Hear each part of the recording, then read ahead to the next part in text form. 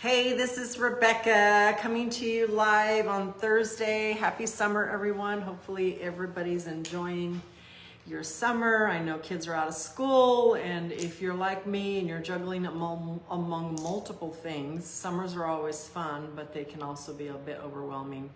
I actually am just returning from my vacation with my family and feeling refreshed and great, and so I'm excited to come to you today.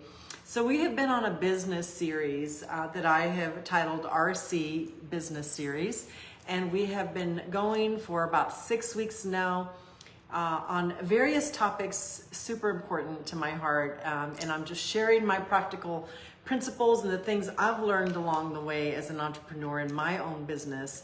I never had anybody show me the path, so to speak. I had to kind of figure it out on my own, and I certainly had a lot of great mentors and people that I could bounce things off of, but never really had kind of a fundamental step-by-step on how to start or scale a business. So what I'm sharing with you are things that I've learned along the way, and if you've missed the last 6 weeks, you want to go to RebeccaContreras.com, go to resources page, and make sure you watch the business series. We've got a lot of great content out there, all very practical that you can use. So today, I want to focus on a topic near and dear to my heart called The Right People Matter.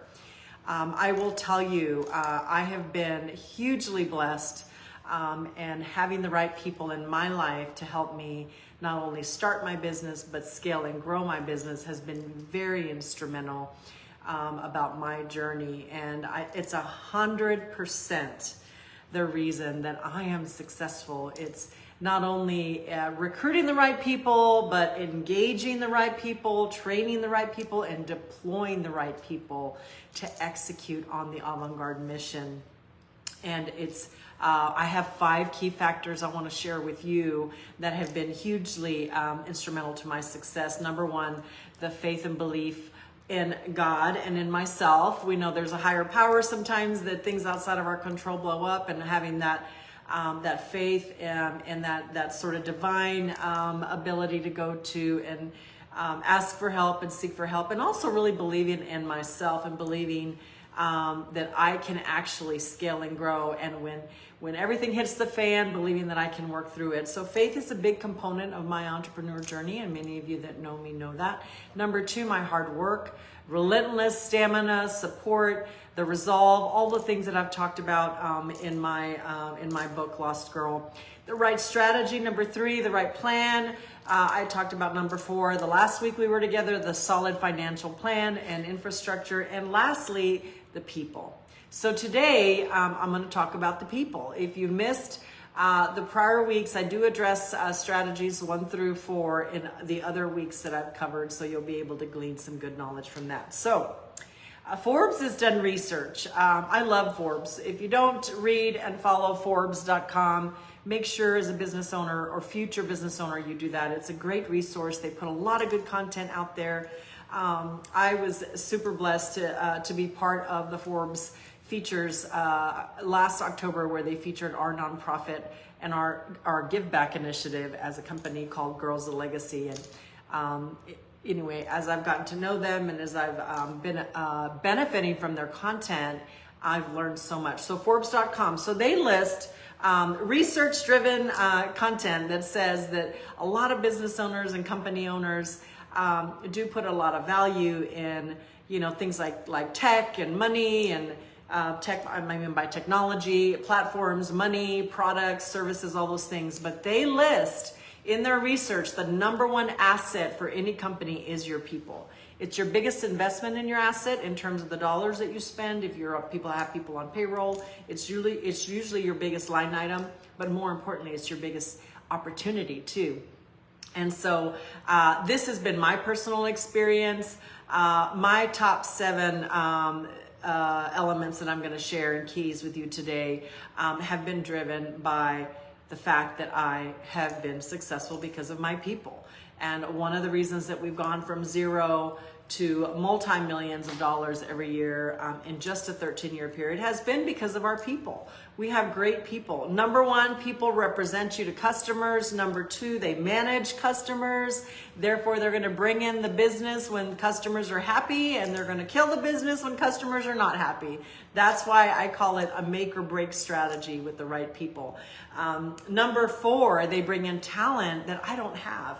And they expand, number five, my area of talent where I lack knowledge. And so the expansion of that knowledge base is super important in your talent. Number six, they scale and help you grow. There is only one Rebecca. There's only one you. If you're a CEO and owner and you're doing everything, it's hard for you to scale and grow with a one-person approach. So they have the ability to help you scale and grow because they can be more places than you can be. And lastly, number seven, people are gold when they buy into your mission and your vision and your company. Employee loyalty and trust and commitment is something that you cannot buy with gold. And so it is better than gold. And so those are the 7 top reasons why people matter and are number one in Rebecca's mind, my mind, in Avant-Garde, and they should be as you scale and start your business. So today I want to focus on 3 aspects of the people business. I first want to caveat by saying I have dedicated my entire career to the people business. My background is in management and HR, and it's what I did when I was in government for 15 years, and it's what I've done the last 15 years of my consulting career, or 15 year plus now, almost over 20 year plus of consulting career. And so people are my business, and they're the most important business. And so there are 3 aspects of the people business that I want to talk about today. In the interest of time, since we only have 20 minutes, I want to share with you 3 aspects. Number 1, recruitment. Number 2, retention. And number 3, training and deployment. We'll start with recruitment first. I want to talk about how we recruit. So recruitment, you know, back in the day, if you're like me, old school, and you've been in your career 20, 30 years, you know, back in the day, if you recall, you used to put up a job posting on a website or on, on a job board, and people would apply, and you would comb through 50, 100 applications, 20 applications, however many you get, and you would select an interview. Well, that type of recruitment is old school, and it is gone. It does not work for keeping, retaining, and getting good talent. Certainly it's a method, and you should do a job posting, but it shouldn't be your all-inclusive method. I find, and I have found in my now 30-year career of hiring. So for context, I used to do hiring for Governor Bush and President Bush. That was my role, was hiring thousands of people to work for him all across the country when he went to be president. And then obviously I handled his HR here in Texas. But the last 20 years, I have hired at least 400 to 500 consultants and team members to work across my consulting practice, both with the current company I have and the prior company that I helped start. And so I have a lot of experience in hiring, and I've seen a lot of things that have worked and not worked. And I will tell you that it matters where you hire, and it matters how you hire, and it matters who you hire. So the how, the where, and the who are so important. And, hiring what I call smart and employing a methodology or a process that is really deliberate around what you're trying to get in that candidate. I find as I coach small business owners, especially what I call one person shop small business owners that are just starting, they're trying to scale. I find a lot of them just go off and, they just want to hire and they don't have time to do the other stuff because it's too much. Well, a lot of times when you do that, you will pay for it in the end when you don't get the right talent or you have to make a termination or you hire the wrong person. And so take your time, do your homework. There's a lot of tools online. Use AI, use all the tools available to you to make sure you prepare for that hire. And so things like develop your assessment tool. How are you going to assess the candidate? What are the skills? What are the competencies? What are the qualities? What are the values you want that employee to have? Things like, I always like to ask questions that get to values like, hey, what keeps you up at night? What are you passionate about in life? Certainly you want to start with your technical and your educational and all the things that you're looking to get. But, work in a few of those, what I call soft assessment questions that get at values and get at passion and, ask questions. Certainly if you're, You want to stay away from questions around, things like race and family and gender and all of that, but you want to get into, you can certainly ask things like, hey, what do you do on your spare time? How do you volunteer, and where do you volunteer? And, what keeps you up at night? And my favorite question is, if you had to kind of wave a magic wand, what would you change about your personal journey and your career? What are some things that have been maybe hiccups or get-ups for you that have that haven't worked, and how would you do it better? And all those kinds of questions are available to you, and there's lots of online tools that you can get for free. And I'll talk about those later to make sure you're developing the right assessment questions. You want to get to the candidate assessment. If you are assessing a person and they're coming in and they have a 30-minute interview and you're following them out, that is not a thorough interview. I also have various stages of the process for the interview. So in my company, because I'm a mature company now, we have about 130 people, and I have 3 recruiters that do my recruiting. They have to go through a process. Take them through a process.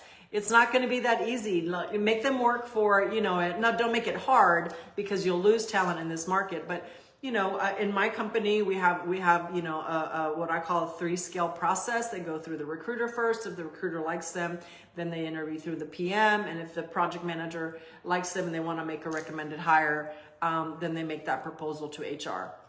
They don't have to have 3 interviews. Don't get me wrong. You don't want to put anybody through 3 interviews, because that would be a nightmare.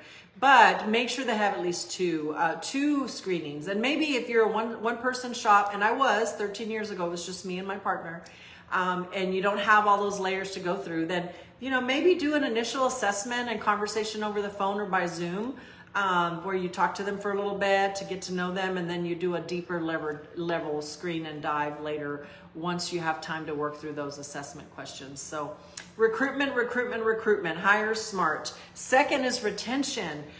Retention is so important. And listen, the only way you get to employee retention is by establishing those core fundamentals as a business of what is going to drive your business, and what type of environment, what type of culture, what type of process you're going to set to make sure people are assimilated and trained. They come into your company. You want to make sure that there's a really strong component to how you're bringing them in and retaining them.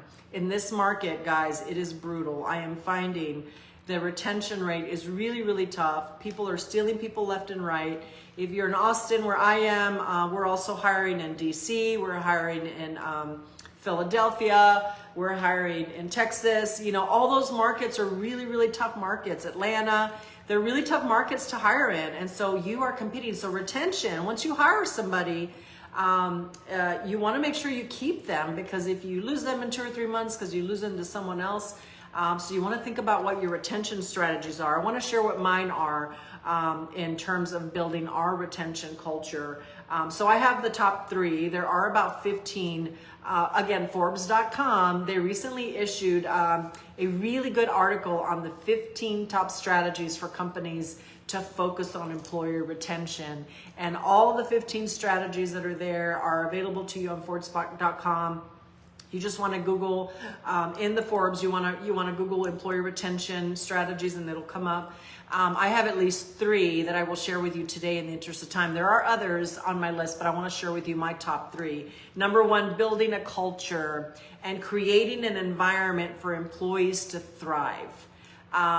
Short term, long term, you want them there long term. If it's a temp job, then they're going to be short term. You have them for 6 months. You want to make sure within that 6-month period, they have the best experience that they could possibly have. Because guess what? When the funding comes up again, or next year during your seasonal hire, you need someone again, you can call that employee back up and they'll be willing to come back. And you won't have to spend all that money recruiting. So retention is important, and you want to build a culture that will a management culture, an environment that will make them be engaged and happy. And there's lots of information on culture out there online. Forbes has great information. The Society for Human Resource Management has great information and research. So definitely do your research and use AI for your tools around culture. Number 2, allow employees to work from home. Hey guys, this is a big one for me. I am old school. I'm as old school as it gets. I do not like not seeing someone. I'm here in the office today, in my office in Austin, in the Austin area. There's nobody here because everybody's working from home, but I'm here, and my employees, the Texas-based employees, at least the local Austin-based employees, they know they have this office. I keep space for them. It's a small space with about 2 offices and a conference room and a kitchen, where I allow them to come in. They come in once or twice a week. Maybe it's for a few hours, maybe it's for a day. And, you know, my methodology is, hey, listen, if you're tired of sitting in front of your screen at home, you know, the office is available to you. I come in once or twice a week, sometimes more, but let them work from home. If your work is such that it allows remote flexibility, that is the #1 strategy right now, especially post a COVID environment. I am finding employers that are forcing their employees to go back in the office are having a really hard time retaining their employees. Now, there are some employees that want to be in the office, and that's great, but give them the option. Say, you know, do you want to do 1 or 2 days a week in the office and maybe the rest at home? And then obviously put some rigor around that home schedule so that, you know, you can have some check-ins. I call them check-ins to make sure that, you know, things are going okay and they're online and all that. But you don't want to put a lot of, I'm finding in this market that flexibility to work from home is a big deal. Or telework, you know, if they want to work, a 4-day work week. Maybe they want to work 10 hours, 4 days, and that flexibility is important. Number 3, ensure your salaries and benefits are comparable and competitive. And this is a really tough one. This situation with salaries and benefits is so hard, and I'm finding as I talk to business owners that are just getting started, it's hard to pay people. But listen, if you don't pay the piper now, you're gonna pay the piper later. It's gonna cost you money when you lose customers and lose talent, so sometimes you have to invest up front to make sure that you're paying your people well. Do your research. There's a tremendous amount of salary market data online. We do a salary market analysis every couple of years. My HR team does. We look at comparable salaries. You want to be looking at locations where you are geographically. Sometimes the DC salaries are going to be a bit higher than the Austin salaries. Sometimes the Round Rock salaries will be different than the Austin salaries. You want to be looking, if you're in Dallas, Houston, wherever you are, whatever part of the country, you want to be doing some comparable data. Do your research. Everything's online to you. And remember, we have ChatGPT and AI now too to help us. We have a really strong salary and benefit package at Avant-Garde. Again, I started with basically 1 employee. We've now grown to 130 and growing. I think we have about 20 positions open right now that we have posted. So just understand it. You start a little bit at a time. It doesn't happen all at once, but make sure you're not underpaying your people and that you have a good salary and benefits in place. Okay, so those are my top 3 in terms of the 15 strategies that Forbes magazine lists as the most important. And those are all very, very useful. And again, there's a lot of research online and a lot of data available to you on how to structure your environment around those top 3. Again, if you're small, start with the 2 or 3 most important things to you, like I did, and then you can grow from there as you grow your company. Okay, so the third and last focus I want to talk about is training and deployment and delivering the mission. Investing in employees and affording them the opportunity to grow is so important to the growth of your business. Making sure that you're growing people. So our approach at Avant-Garde, and my approach has been from day one, is to what I call grow within strategy. A grow within strategy means that as you grow, you are given the people that come in early on the opportunity to grow with you. So I'll give you an example of how we've done that. We have many talented consultants and team members at AG. Many times we've had to redeploy them across multiple areas. When we have a position open, the first thing I ask when we have that position open is anybody in the practice capable of delivering this job, and would it be a promotion for them? So there's a group of 3 senior project managers that work directly for me, and they all have project managers under them. We look across their entire portfolio of 130 people, and we say, okay, we have 2 jobs open. We need a consultant, for workforce planning, or we need an IT Java developer, or we need a operations staffing recruitment person. Is there anybody out there that we know that is doing good work that we can give them an opportunity to grow, and they raise their hand to say, I would like to move. And we do that first, even if it means we take them away from a client. And sometimes, trust me, I've had to get on Zoom with my clients in DC that him and ha about why did we take away, Jane Doe or John Doe. They were really I've had them for 2 years. I really love them. And we've said, look, our number one value right now at AG is loving and caring for our people. And that employee expressed an interest in doing other things, and we didn't want to lose them. And we were at risk of losing them to the market. So we're going to take care of our employees. So definitely the what I call grow from within strategy is a really good one. We have 3, I want to give an example of 3 very young graduates that we hired. One of them about 5 years ago, the other one 4 years ago, and the other one almost 3 years ago. And they're all junior people right out of their master's degrees. They'd had about maybe a year or 2 experience in internships or, lower level work at workplaces right out of college. And, I just fell in love with them. They're all bright, they're all capable. And my senior project manager said, look, I've got these employees.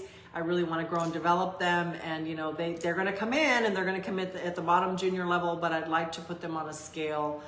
Every year we evaluate their performance, we evaluate their contributions, and we see how we can help them grow. And they've all grown within the company. One of them has grown from that junior analyst to a project lead, and she's now leading a project. Obviously, when they grow, they're going to grow in their capability, they're going to grow in their salary, they're going to grow in their position and their title.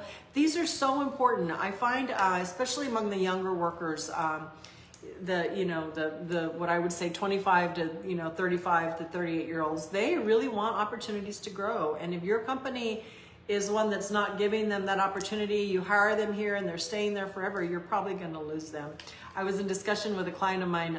It's a federal agency who is bringing a lot of millennials in, or was bringing a lot of millennials in, and now Xers. And they said we have a 25% turnover rate, and they're not staying. They stay 2 years and then they go. And so my first question to them was, what's your training and development and grow from within strategy? And they looked at me like, ooh, I don't have one. And so you have to have one. So growth and training and development is so important, and that grow from within, especially as you're a small business. There's only one of you. Obviously, it's hard for you to grow someone, but as you grow and get more business, or maybe diversify their work, right? That's also a good strategy. So I've talked about the recruitment, I've talked about the retention, I've talked about the grow from within and the training and development. All those are key people strategies that you want to employ. So I want to wrap it up with what happens when you don't take these 3 areas of focus and say, these are going to be kind of a stake in the ground for my business. I'm going to do these things, even if it's only with my one hire, and as I grow and hire more people. Lastly, you will absolutely not be able to keep the right people.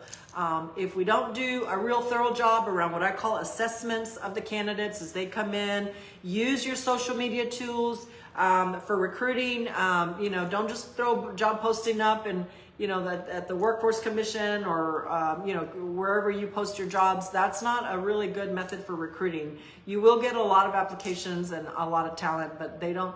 Usually I find people that are applying for jobs online are either out of a job, they've been laid off, or there's something going on. And it doesn't mean we don't get good people from postings, because we do, but don't let that be your sole source of recruiting. Make sure you diversify. And I use ZipRecruiter, I use Indeed, I use Monster, I use LinkedIn, we use Indeed, we use all the social media platforms. I was having a discussion the other day with a small business owner, and I said, she was saying, I'm having a hard time keeping people, and this particular business owner is in the service industry. And I said, well, what's your method of recruiting? And she said, oh, I just put a posting up, and nobody's applying. And I'm like, well, are you on LinkedIn? Are you on Indeed? Are you on social media? She says, no, I don't like social media. I don't like it at all.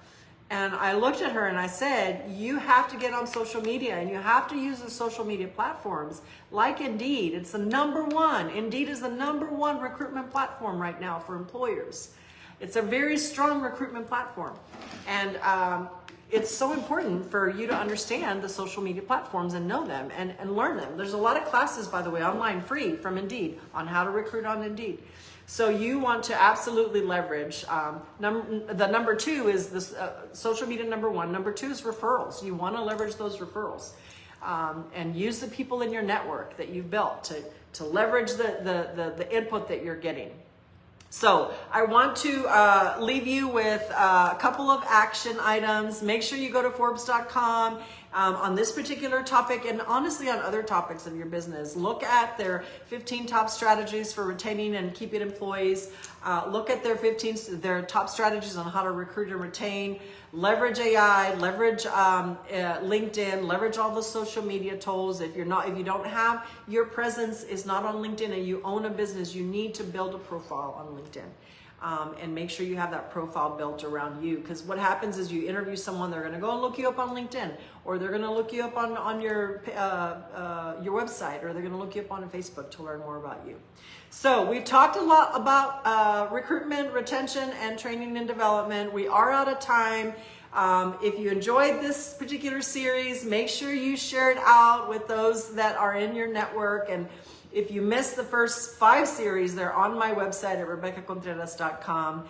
Join me for the last week, week 7, the perfect number of 7.